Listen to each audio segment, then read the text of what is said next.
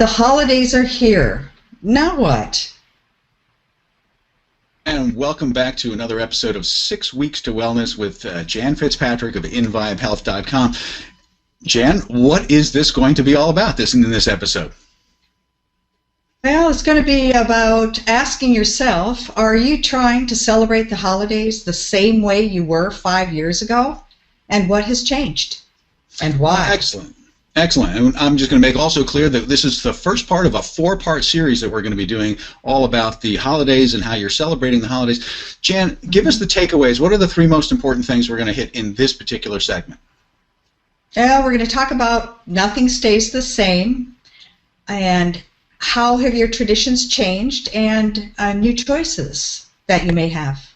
Excellent. All right. Well, let's take those in order then. So, yes, indeed, I've noticed that nothing stays the same. So how does that apply to the holidays in particular here, and why is this important for women 50 and beyond? Why is this a particularly important issue? Well, this is a time of 50 and beyond is a time of transitions, and especially from what I've noticed anyway, it's a transition of relationships. You know, sons and daughters get married, parents may pass. You may have gotten recently, have a new partner, or maybe you lost your old partner, or maybe you're not feeling as well as you used to. It's just that we probably at this time are not meeting at the same place in the same way through all of our, and I'm talking about all the holidays, from Halloween, if you had little children, you probably had some traditions and rituals, all the way through New Year's. They have had to change. Right, so it just makes sense that your life is changing so much at a certain point that you start to question, why am I trying to make the old way still work, right? I mean, exactly. At least we want to give people permission to ask that question, because if the goal is to get to that happier, healthier way of doing things, right, you have to maybe get things to adapt along with you as you change, right? So let's talk about change then. So, Jan, your second point here is that, it's really getting people to look at why, the traditions might have to change, right? Yes, especially with, just think about where you are now and what really is meaningful to you.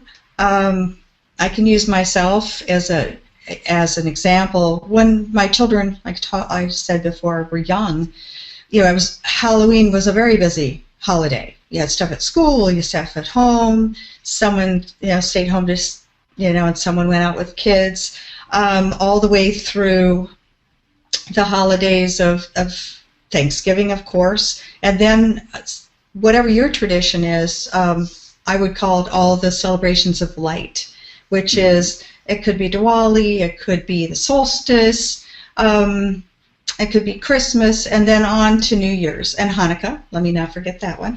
And on to New Year's. And as my life changed, I noticed that I was doing different things at those holidays than I did even 5 years ago.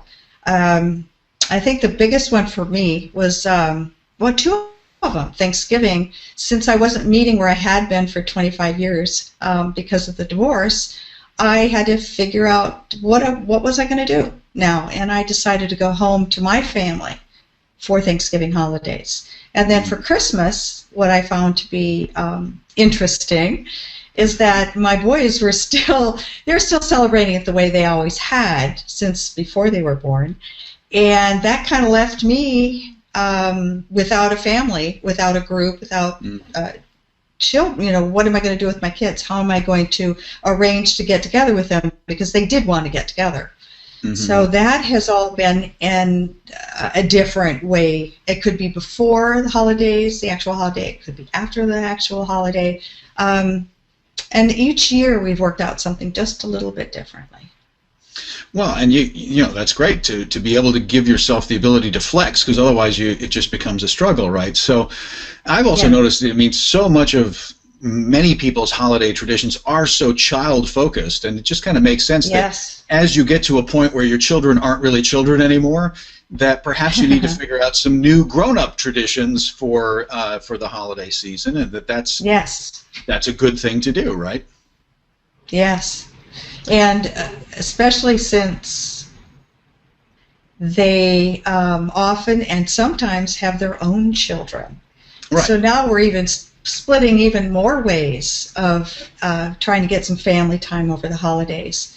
Yeah. And it's really looking at for me, it was really stopping and not saying, well, we've done it all the same way, and just kind of thinking about what new choices there might be. You know, if my boys hadn't figured out that I didn't want to sit and wait for them to show up for brunch, I was going to go, to the islands for Christmas by myself. All right. So let's talk about new choices, and let's talk about what are the new traditions that you are sort of bringing into your world. Well, in addition to Thanksgiving and Christmas changes, New Year's was kind of fun, and even Halloween. I ended up being at one of the local grocery stores, and all of the little kids were invited that night to come in. So I got to see all of them, and it was really fun. And on the other end for New Year's, this was a hard one because I really can't think of, I don't know about you, but I can't think of a whole lot of New Year's celebrations that I've really enjoyed. No, me neither. It's not my favorite holiday. So I thought, well, what can I do that's completely different that really is satisfying to me? And what I did is just to go away for the weekend and go up for a retreat. Oh, nice. With a group of like-minded people. Yeah, or, you could do, that's what I did. Another time, Christmas Eve is another sensitive time for a lot of people, not just Christmas Day. And so I just decided to make my own schedule, my own rituals, my own way of celebrating it, something completely different than I've ever done. Excellent. Well, this is all great stuff, and we're going to take a few other angles in a few upcoming episodes here. We're going to keep talking about how the holidays can be adapted because, your life is changing and you're changing, so why shouldn't some of the traditions change? I know that sounds a little bit like an oxymoron, right? Changing your traditions, right? But it's not a bad idea to do because, everything does change. So, Jan, in this episode we talked about that nothing does stay the same, and that traditions can change. You shared a bit of your story of transition and some of the new choices then that you've made, and we're obviously inviting people to sort of think that through for themselves and see if that is a model that they might want to emulate. So if you happen to not be already connected with Jan at inVibeHealth.com and on her mailing list, I want to make sure that you come on over and visit inVibeHealth.com directly.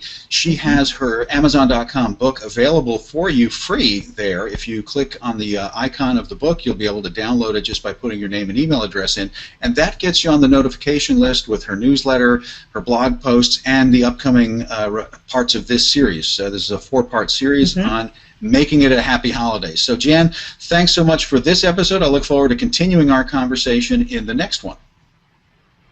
Thank you. See you soon.